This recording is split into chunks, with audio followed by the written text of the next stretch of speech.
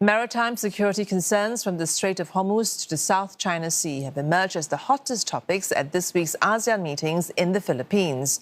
Earlier issues like energy, food and the Myanmar crisis were also addressed by the top diplomats of the bloc and its partners. Our senior correspondent Leong Wai-kit with this report. Fresh clashes in the Middle East broke out ahead of the week-long series of ASEAN meetings in Manila. And a day before the meeting started, the Philippines and China accused each other of starting this confrontation near the disputed Second Thomas Shoal in the South China Sea. Days later, Scarborough Shoal came under the spotlight. China claimed Philippine vessels invaded into its waters. The Philippines accused China Coast Guard of spraying water cannon at its vessels. Earlier, the bloc's foreign ministers expressed serious concern over the increasingly volatile situation in the Strait of Hormuz, which, while geographically further from the region, is not just diplomatically close, but also economically significant to it. Iran demands the right, which they do not have under any existing legal mechanism, to control the transit of traffic through the Straits of Hormuz. And if we create a precedent in the Middle East where a nation-state can decide that they are going to control an international waterway, charge a toll, and if you don't pay them, blow up your ships, we have created a very dangerous precedent, which will repeat itself in other parts of the world, including in this region. Singapore Foreign Minister Vivian Balakrishnan said the recent escalation in the Strait of Hormuz, including attacks on Saudi tankers in the Red Sea, was one central concern at the ASEAN meetings.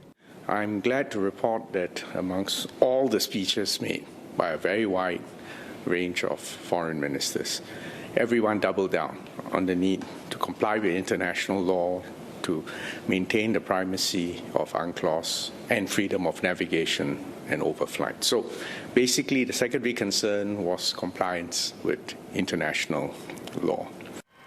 But still, there are differences to be managed. Countries like Australia, Japan and the Philippines have criticized China for recent maritime drills, citing safety concerns. China views its drills as routine and not targeting any third country. Aside from bloc to partner discussions, bilateral meetings were also on the agenda, including talks between China and the Philippines. Ms. Lazaro said the recent maritime incidents would become part of the Code of Conduct negotiations, but didn't go into detail. But overall, on the South China Sea, what was given attention is the Code of Conduct that ASEAN now and China is geared towards the conclusion, hopefully the conclusion of the Code of Conduct by the end of this year. And this seems to be the focus of many of the countries. And I can see some political will from all the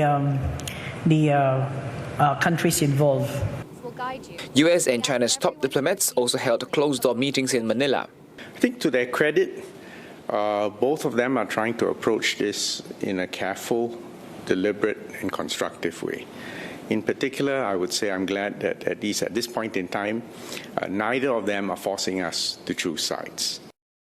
Close to home, the Myanmar crisis was discussed. Thailand recently mentioned Aung San Suu Kyi as among a set of indicators to measure the progress made by Min Aung Hlaing's administration in implementing the 5-point consensus.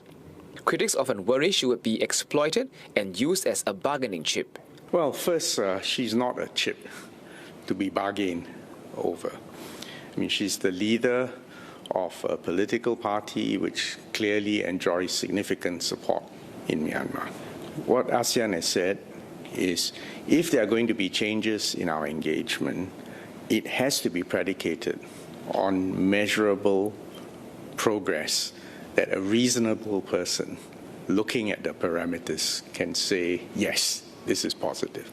So the examples of these parameters: reduce the violence, hopefully even eliminate violence against civilians and vulnerable groups, the release of political prisoners, though Aung San Suu Kyi is one of those prisoners. But the purpose of the release is not just release for release sake, but in order to enable honest-to-goodness conversations, reconciliation, and a solution that is Myanmar-led and owned by the Myanmar people themselves. if ASSK or Daw Aung San Suu Kyi can be some kind of an element. Perhaps, but what is still important for us is the 5-point consensus. Again, those 4 points that has been discussed. Philippines Foreign Secretary Teresa Lazaro plans to make a trip to Myanmar in the second half of the year. The big question is whether the Min Aung Hlaing-led administration will allow her access to Daw Aung San Suu Kyi. Leong Wek, CNA, Manila.